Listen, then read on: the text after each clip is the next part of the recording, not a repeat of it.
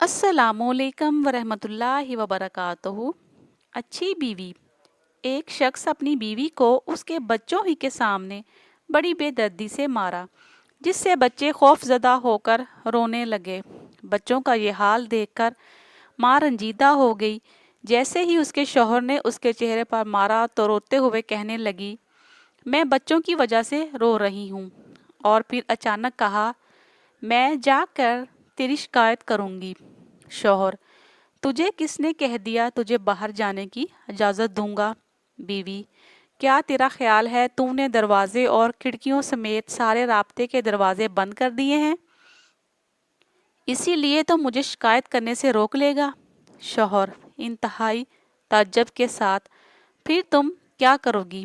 بیوی: میں رابطہ کروں گی۔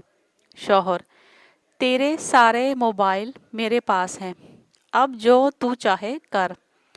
جیسے ہی بیوی حمام کی طرف لپکی، شوہر نے سمجھا شاید یہ حمام کی کھڑکی سے بھاگنے کی کوشش کرے گی، اسی لیے شوہر بھاگ کر جلدی سے حمام کے باہر کھڑکی کے پاس کھڑا ہو کر انتظار کرنے لگا۔ جب شوہر نے دیکھا کہ یہ عورت نکلنے کی بالکل کوشش نہیں کر رہی تو وہ واپس اندر آیا اور حمام کے دروازے کے پاس آ کر کھڑا اس کے نکلنے کا انتظار کرنے لگا۔ جب وہ حمام سے باہر نکلی تو چہرہ وضو کے پانی سے تر تھا اور لبوں پر بہت ہی پیاری سی مسکراہٹ سجا رکھی تھی۔ بیوی نے کہا، میں تیری صرف اس سے شکایت کروں گی جس کے نام کی تو قسم اٹھاتا ہے۔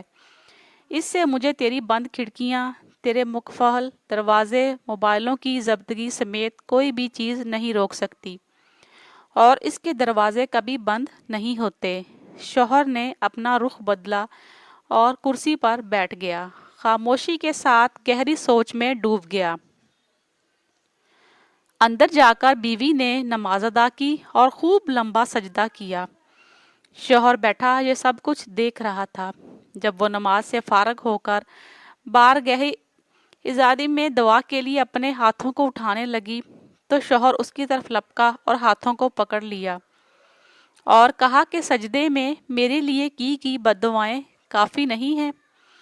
عورت نے پرسوز لہجے میں کہا کہ تیرا خیال ہے کہ میں اس سب کے بعد بھی جو تو نے میرے ساتھ کیا ہے اتنی جلدی اپنے ہاتھ نیچے کر لوں گی؟ شوہر: باخدا یہ سب مجھ سے غصے میں ہوا، میں نے قصدن نہیں کیا۔ بیوی: اسی لیے میں تیرے لیے تھوڑی دعا پر اکتفا نہیں کر سکتی۔ بد دعائیں تو میں نے شیطان کے لیے کر رہی تھی جس نے تجھے غصہ دلایا۔